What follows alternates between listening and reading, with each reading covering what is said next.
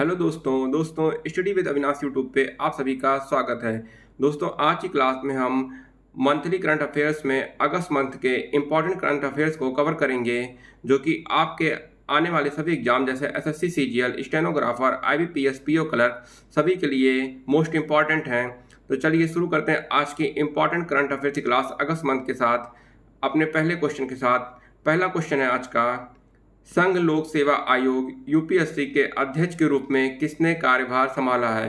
तो दोस्तों इसका आपका करेक्ट आंसर होगा प्रीति सूदन। प्रीति सूदन जो है वो यूनियन पब्लिक सर्विस कमीशन की नए प्रेसिडेंट के रूप में नियुक्त हुई हैं। तो आपका सही जवाब है प्रीति सूदन। और ये जो है दोस्तों आपकी पूर्व यूनियन हेल्थ सेक्रेटरी हैं और इन्होंने मनोज सोनी की जगह पे कार्यभार संभाला, जो कि मनोज सोनी इसके पहले यूपीएससी के अध्यक्ष थे। वो कुछ दिनों पहले अपने कुछ व्यक्तिगत कारण की वजह से रिजाइन दे दिए हैं। तो आपका सही जवाब है यूपीएससी के नया अध्यक्ष के रूप में किसने कार्यभार संभाला? तो प्रीति सूदन आपका करेक्ट आंसर होगा। अगला क्वेश्चन देखते हैं दोस्तों। अगला क्वेश्चन है, आज़ादी के बाद एक ही ओलंपिक में 2 पदक जीतने वाली पहली भारतीय एथलीट कौन है? तो दोस्तों ऐसा करने वाली आज़ादी के बाद मनु भाकर हैं, जो कि एक ही ओलंपिक एडिशन में इंडिया की तरफ से 2 मेडल जीतने वाली पहली खिलाड़ी बन गई हैं आज़ादी के बाद। और दोस्तों इन्होंने अपना जो मेडल है वो पहला मेडल जीता है 10 मीटर एयर पिस्टल में शूटिंग में, और इन्होंने अपना दूसरा मेडल जो जीता है वो भी 10 मीटर एयर पिस्टल के मिश्रित टीम में जीता है, और सरबजोत सिंह के साथ वो भी 10 मीटर एयर पिस्टल में। और दोस्तों आपको ये भी पता होना चाहिए कि इस बार इंडिया ने कुल ओलंपिक में 7 मेडल जीते हैं, जिसमें से 6 ब्रॉन्ज हैं और 1 सिल्वर हैं। और दोस्तों ये जो 7 मेडल हैं, इंडिया ने 2 शूटिंग में जीते हैं, 3 शूटिंग में जीते हैं। एक मनु भाकर द्वारा जीता गया है, दूसरा मनु भाकर और सरबजोत सिंह के सारा मिश्रित टीम में जीता गया है, तीसरा जो है आपका वो भारतीय हॉकी टीम ने हॉकी मैच में ब्रॉन्ज जीता है, और जो स्वप्निल कुशले हैं आपके, उन्होंने 50 मीटर एयर राइफल में जीता है, और आपके अमन सहरावत ने हैं वो 56 किलोग्राम कुश्ती के फ्री स्टाइल में ब्रॉन्ज मेडल जीता। तो इंडिया ने कुल 7 मेडल जीते हैं। अगला क्वेश्चन है अपना दोस्तों, अगला क्वेश्चन है T20 एशिया कप 2025 2025 की मेजबानी कौन सा देश करेगा? तो इसका जो सही जवाब है आपका दोस्तों वो है भारत। भारत इसकी मेजबानी करेगा 2025 में। और आपको ये भी पता होना चाहिए इंडिया जो है वो अपना डिफेंडिंग चैंपियन है, वो एशिया कप जो है लास्ट ईयर जीता है इंडिया ने। और जो है इंडिया जो है वो मोस्ट सक्सेसफुल टीम है एशिया कप की।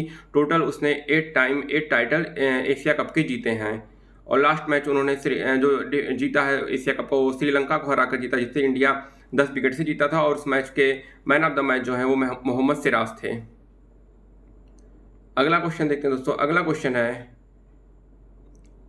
विश्व स्तनपान सप्ताह WBW world breastfeeding week, विश्व स्तनपान सप्ताह 2024 का विषय क्या है? तो दोस्तों जो इसका विषय था, थीम जो था वो था आपका breast feeding support for all, और WBW का फुल फॉर्म आपका होगा वर्ल्ड ब्रेस्ट फीडिंग वीक।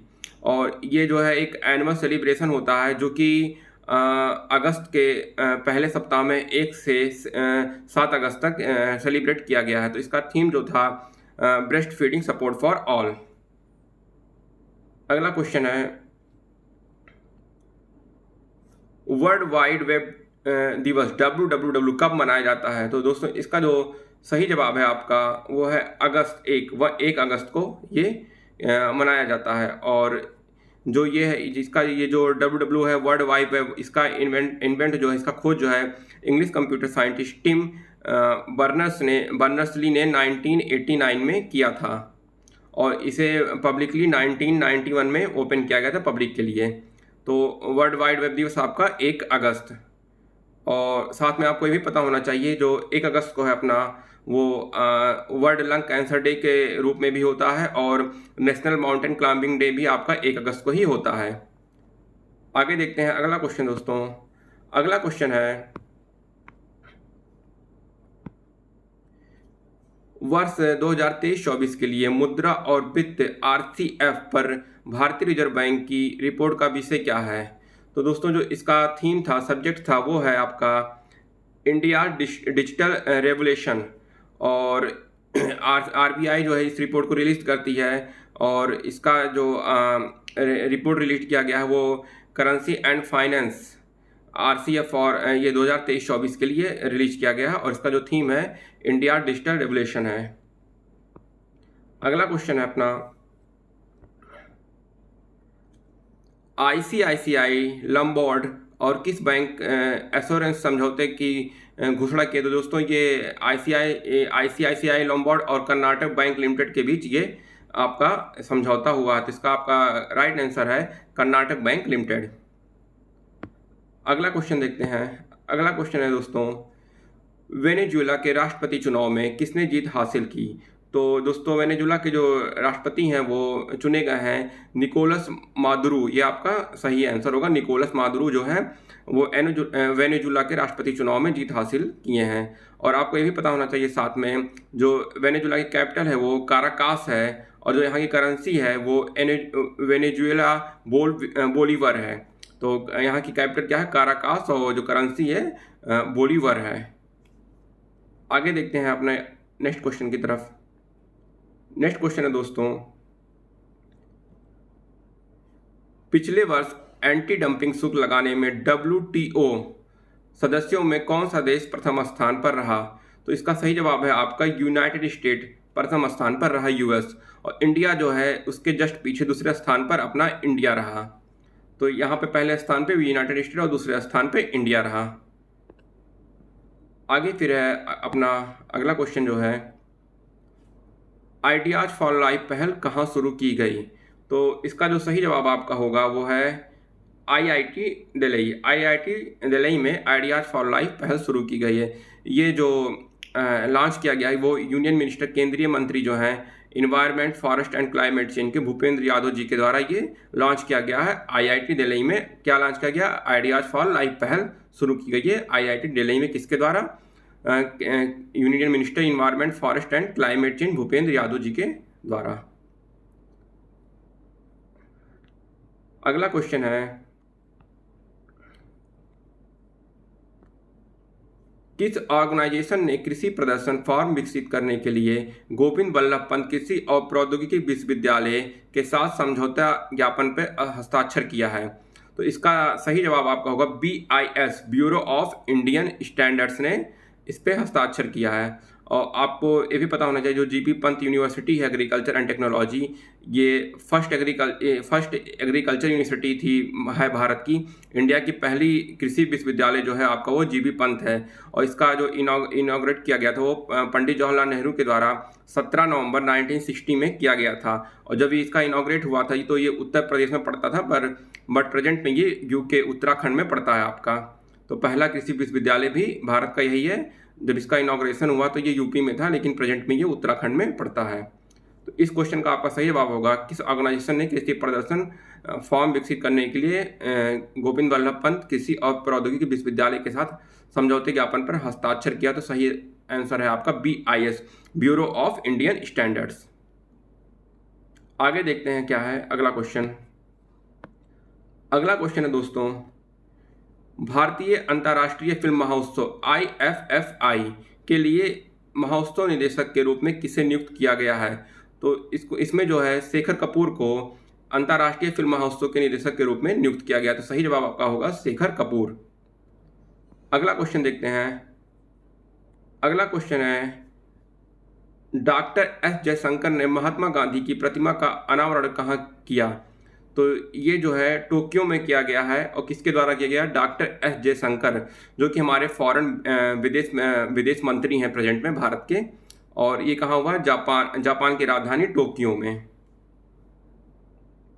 अगला क्वेश्चन है, फ्लीट अवार्ड फंक्शन 2024 में किस शिप को पूर्वी बेड़े का सर्वश्रेष्ठ शिप घोषित किया गया?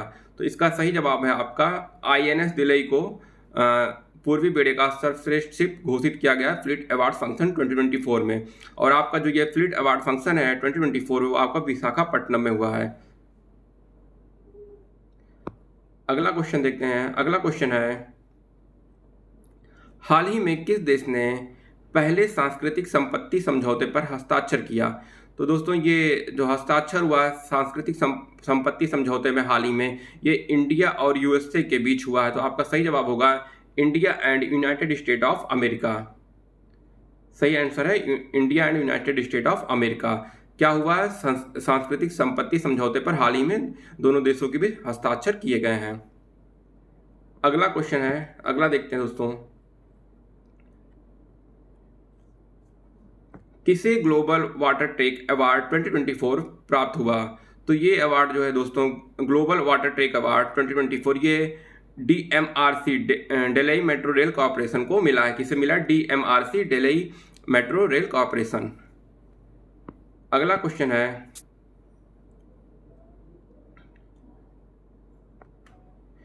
मधुमेह विज्ञान में योगदान के लिए लाइफ टाइम अचीवमेंट अवार्ड से किसे सम्मानित किया गया? तो ये जो है केंद्रीय मंत्री जो है डॉक्टर जितेंद्र सिंह, उन्हें सम्मानित किया गया है इस अवार्ड से। कौन सा award? Life time achievement award. किस वजह से? मधुमेह विज्ञान में योगदान के लिए। तो किसे सम्मानित किया? डॉक्टर जितेंद्र सिंह को।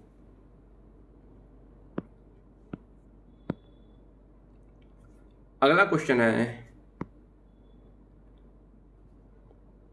NCAER के अनुसार चालू वित्त वर्ष में भारतीय अर्थव्यवस्था की अनुमानित विकास दर क्या है? तो दोस्तों NCAER के अनुसार चालू वित्त वर्ष में भारत की अर्थव्यवस्था का जो अनुमानित विकास दर है वो आपका 7.5% है। आंसर क्या होगा? 7.5%। किसके द्वारा? NCAER के द्वारा चालू वित्त वर्ष में भारतीय अर्थव्यवस्था का अनुमानित विकास दर। और NCAER national council of applied economic research, ये इसका पूरा नाम है, national council of applied economic research.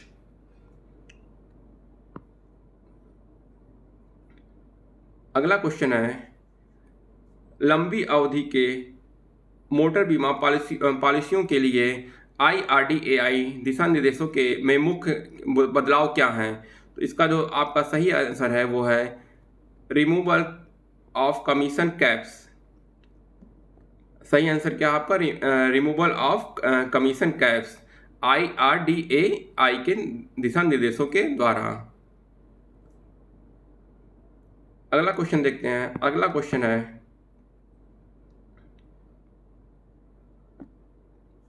किस वैश्विक ट्रैवल फर्म ने अपने वितरण नेटवर्क का विस्तार करने के लिए पेटीएम के साथ साझेदारी की है? तो दोस्तों फ्लिक्स बस जो है वो पेटीएम के साथ साझेदारी की है अपने ट्रैवल फर्म को वितरण नेटवर्क को विस्तार करने के लिए। किसके? पेटीएम के साथ साझेदारी की है किसने? फ्लिक्स बस ने। फ्लिक्स बस की जो टिकट्स है वो अब पेटीएम ऐप पर भी अवेलेबल होगी। और ये जो फ्लिक्स बस है, ये फ्लिक्स बस ये जो है आपका एक जर्मन ब्रांड है और इसकी टिकट अब पेटीएम ऐप पे अवेलेबल होगी। इसने पेटीएम के साथ साझेदारी की है। अगला क्वेश्चन देखते हैं दोस्तों। अगला क्वेश्चन है, घरेलू विनिर्माण के लिए भारत की नई खरीद सूची में कितने सैन्य हार्डवेयर आइटम शामिल हैं? तो इसका आपका सही जवाब होगा 346 आइटम शामिल हैं। अगला क्वेश्चन है, विश्व जूनियर स्क्वैश चैंपियनशिप 2024 में किस भारतीय एथलीट ने कांस्य पदक जीता? तो इसका आपका सही आंसर है सौरभ बावा। सौरभ बावा जो हैं वो ब्रॉन्ज मेडल जीते हैं वर्ल्ड जूनियर स्क्वैश चैंपियनशिप 2024 में, जो कि हॉस्टन टेक्सास में आयोजित हुआ है। तो किसने जीता? सौरभ बावा। किसमें? स्क्वैश चैंपियनशिप में, वर्ल्ड जूनियर स्क्वैश चैंपियनशिप में ब्रॉन्ज मेडल। अगला क्वेश्चन है, किस एग्रीटेक फर्म ने दुनिया का पहला रियल टाइम एग्री इंटेलिजेंस समाधान सेज लॉन्च किया है? तो इसका सही जवाब है आपका कॉर्पिन। कॉर्पिन ने ये लॉन्च किया है। अगला क्वेश्चन है, वर्ष 2024-25 के लिए institute of accounts of India ICMAI के 67वें अध्यक्ष के रूप में किसे चुना गया है? तो दोस्तों ICMAI के जो 67वें अध्यक्ष के रूप में जिन्हें चुना गया है वो है आपके विभूति भूषण नायक। तो इसका सही जवाब है विभूति भूषण नायक को ICMAI के 67वें अध्यक्ष के रूप में चुना गया है। अगला क्वेश्चन देखते हैं। अगला क्वेश्चन है,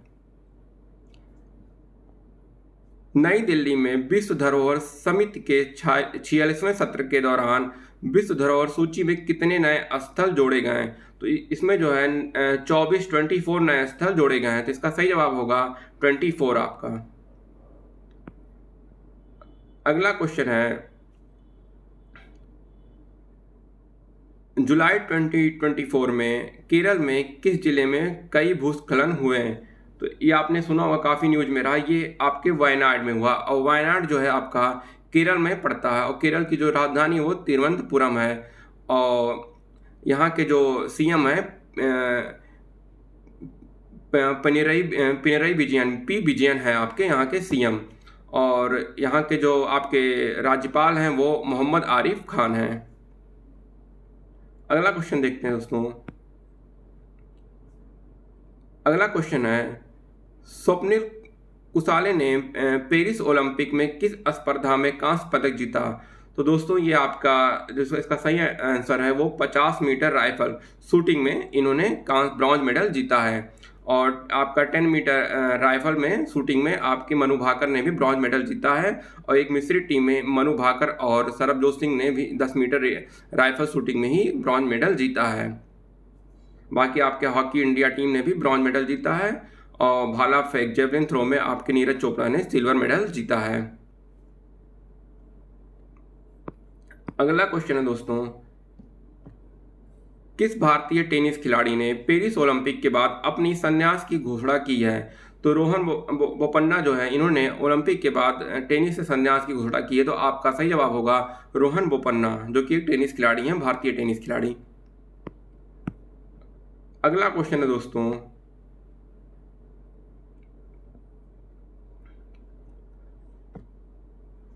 भारत द्वारा आयोजित प्रथम बहुराष्ट्रीय हवाई अभ्यास का नाम क्या है? तो दोस्तों इस जो भारत द्वारा ये जो आयोजित हवाई अभ्यास है, बहुराष्ट्रीय हवाई अभ्यास, इसका नाम जो रखा गया दोस्तों वो तरंग शक्ति है। क्या नाम है? तरंग शक्ति। और ये जो है इंडिया में हो रहा है, जो एक मल्टीनेशनल एयर एक्सरसाइज हवाई अभ्यास है बहुराष्ट्रीय, इसका नाम तरंग शक्ति रखा गया, जो कि आपका 2 फेज में होगा। इसका जो पहला फेज है आपका वो 6 अगस्त से स्टार्ट होगा, जो कि तमिलनाडु के सुलार में होगा। और ये 6 अगस्त से 14 अगस्त तक चलेगा। और इसका सेकंड फेज है दोस्तों, ये 29 अगस्त से आपका जोधपुर राजस्थान में 29 अगस्त से 14 सितंबर तक होगा। और इस हवाई अभ्यास का नाम क्या है? तरंग शक्ति। अगला क्वेश्चन है दोस्तों, राष्ट्रीय शिक्षुता और प्रशिक्षण योजना NATS 2.0 पोर्टल किसने लॉन्च किया? तो ये दोस्तों हमारी यूनियन मिनिस्टर, जो हमारे शिक्षा मंत्री हैं, एजुकेशन मिनिस्टर केंद्रीय, वो धर्मेंद्र प्रधान ने इसको लॉन्च किया है। National apprenticeship and training scheme NATS 2.0 portal. तो इसको किसने लॉन्च किया? Dharmendra Pradhan, union minister for education. अगला क्वेश्चन देखते हैं। अगला क्वेश्चन है,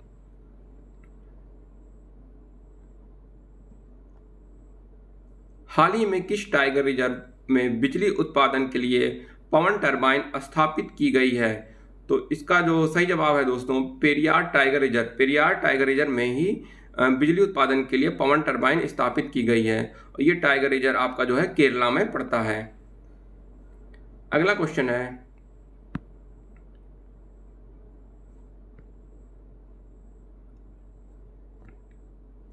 हाल ही में असम राइफल्स के नए महानिदेशक के रूप में किसने कार्यभार संभाला? तो जो असम राइफल्स के नए महानिदेशक हैं वो हैं लेफ्टिनेंट जनरल विकास लाखेरा, इन्होंने कार्यभार संभाला है। और ये जो हैं 22वें डायरेक्टर हैं असम राइफल्स के। और ये जो है ये लेफ्टिनेंट जनरल PC नायर की जगह आए हैं। इससे पहले लेफ्टिनेंट जनरल PC नायर जो थे वो असम राइफल्स के महानिदेशक के रूप में थे। अब प्रेजेंट में लेफ्टिनेंट जनरल विकास लाखेरा ने इस कार्यभार को संभाला है। अगला क्वेश्चन है दोस्तों, हाल ही में महानिदेशक चिकित्सा सेवा सेना में का पद संभालने वाली पहली महिला कौन बनी? तो सेना में महानिदेशक चिकित्सा सेवा का पद संभालने वाली पहली महिला जो है वो लेफ्टिनेंट जनरल साधना सक्सेना नायर हैं। तो इसका सही जवाब आपका लेफ्टिनेंट जनरल साधना सक्सेना नायर क्या है, ये महानिदेशक हैं चिकित्सा सेवा की सेना में, पहली महिला जो इस पद को संभाल रही हैं। अगला क्वेश्चन है दोस्तों, RBI reserve bank of India के अनुसार किस वर्ष तक भारत की डिजिटल अर्थव्यवस्था सकल घरेलू उत्पाद में 20% तक का योगदान देगी? तो इसका सही जवाब है आपका दोस्तों 2026। आरबीआई के अनुसार 2026 तक भारत की डिजिटल अर्थव्यवस्था सकल घरेलू उत्पाद में कुल 20% तक का योगदान देगी। तो 2026 तक ऐसा आरबीआई के अनुसार अनुमान किया गया है। अगला क्वेश्चन है दोस्तों,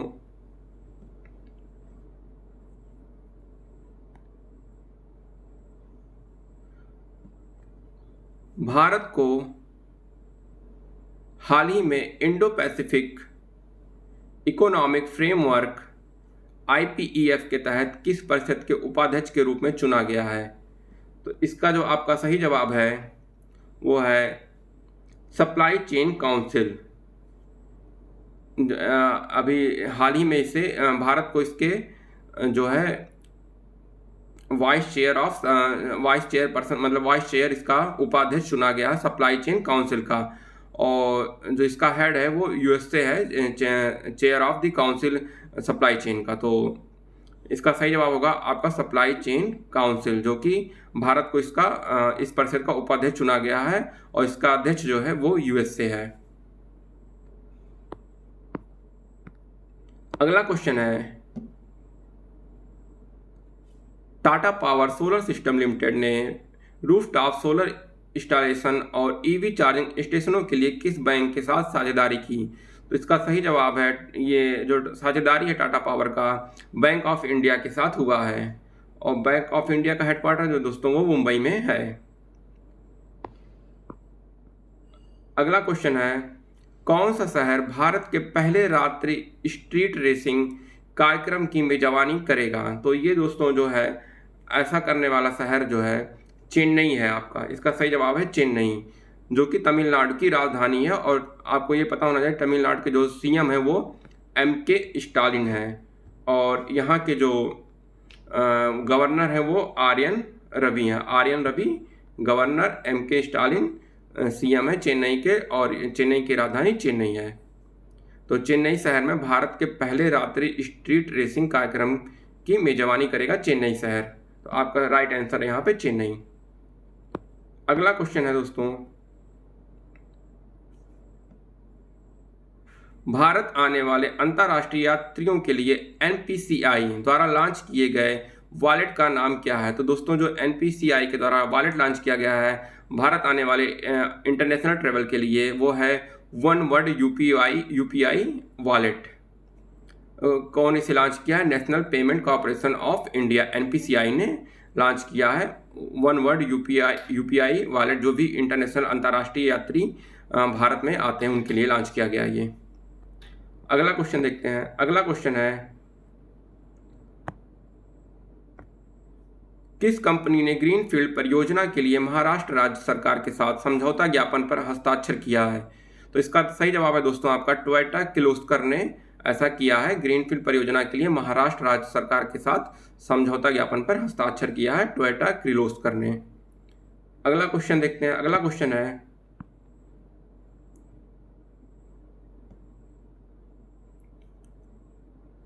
किस संस्थान ने 100 शहरों में ठोस अपशिष्ट प्रबंधन के लिए भारत सरकार के साथ $200 मिलियन की ऋण समझौते पर हस्ताक्षर किया? तो ऐसा आपका ADB ने किया है, एशियन डेवलपमेंट बैंक ने किया है। और इसका जो ये जो ADB है एशियन डेवलपमेंट बैंक आपका ये फिलीपींस में पड़ता है। फिलीपींस का ये मंडलुयोंग नामक जगह पे पड़ता है, फिलीपींस देश में पड़ता है इसका हेडक्वार्टर। तो ये किसने इस समझौते पर हस्ताक्षर किया है? ADB एशियन डेवलपमेंट बैंक ने। अगला क्वेश्चन देखते हैं। अगला क्वेश्चन है,